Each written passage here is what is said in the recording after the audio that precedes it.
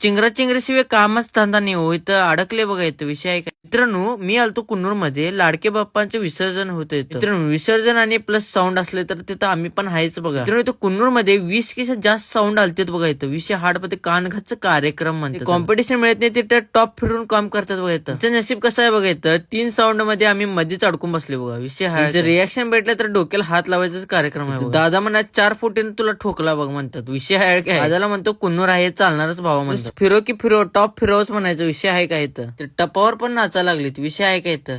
जागा तर खाली कमी आहे तर वरच नाचायचं म्हटलं भावानो. क्रेज पाहिजे मार्केटमध्ये क्रेज. कशी आहे क्वालिटी.